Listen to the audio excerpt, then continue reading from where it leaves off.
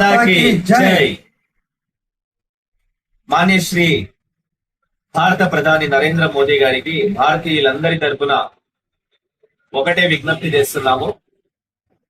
ఈ దేశ ప్రధానిగా మీరు ఈ దేశ ప్రజలకు సంక్షేమ పథకాలను ఏ విధంగానైతే ఇస్తున్నారో అదే విధంగా ఈ సరిహద్దుల్ని కాపాడుకోవడము, సరిహద్దుల్ని పెంచుకోవడము, అఖండ భారతదేశం వైపు అంటే పాక్ ఆక్రమిత కాశ్మీర్ ఏదైతే ఉందో దాన్ని భారత్ లో కలుపుకునే విధంగా మీరు ముందడుగు వేయాలని చెప్పి ఈ సందర్భంగా తెలియజేస్తున్నాం.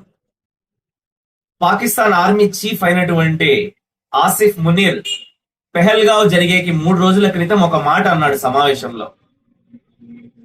ఈ ప్రపంచంలో హిందువులు ముస్లింలు కలిసి ఉండలేరు అని. ఒరే ఎదవా, ఈ భారతదేశంలో 1947 స్వతంత్రం వచ్చిన తర్వాత దాదాపు ఇప్పటికీ జనాభా 150 కోట్లు. ఇక్కడ ముస్లింలు ఉన్నారు, క్రిస్టియన్స్ ఉన్నారు, హిందువులు ఉన్నారు. మేమంతా కలిసే జీవిస్తున్నాం రా ఈ దేశంలో. అరే కొడక, మతాల మధ్య చిచ్చు పెట్టొద్దు.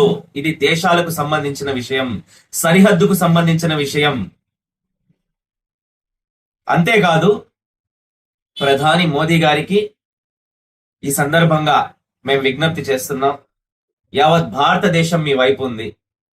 ఈ నా కొడుకులకు భారత సైన్యంతో యుద్ధం చేయడం చేతకాక కాశ్మీర్లోని కచ్ ప్రాంతంలో అమాయక ముస్లింల పైన, అక్కడున్న భారతీయుల పైన అమాయకుల్ని చంపేస్తున్నారు. ఇప్పటికే పాకిస్తాన్ కు ముప్పేట దాడి మొదలైంది. అక్కడే ఉన్న బెలూచిస్తాన్ లో వాళ్ళు అంతర్యుద్ధం స్టార్ట్ చేశారు. ఒకవైపు భారతదేశం ప్రపంచ దేశాల ముందు దోషిగా నిలబెట్టడం జరిగింది పాకిస్తాన్. ఖచ్చితంగా పాకిస్తాన్కి తప్పకుండా తగిన శాస్తి జరుగుతుంది. భారతదేశం కూడా ఒకటే చెబుతోంది, మేము కేవలం ఉగ్రవాదుల పైన, అదే విధంగా ఆ ఉగ్రవాదులకు సపోర్ట్ చేస్తున్నటువంటి పాకిస్తాన్ సైన్యం పైన మాత్రమే యుద్ధం చేస్తున్నాము, అమాయక ప్రజానీకం పైన కాదు అని.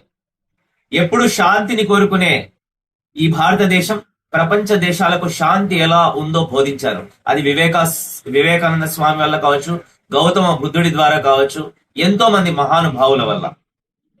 ఇదే శాంతిని కాపాడుకోవడానికి యావత్ భారతదేశం శక్తిని ఉపయోగించి దాన్ని ఏ విధంగా కాపాడుకోవాలో కూడా తెలుసు. భారత్ మాతాకి జై.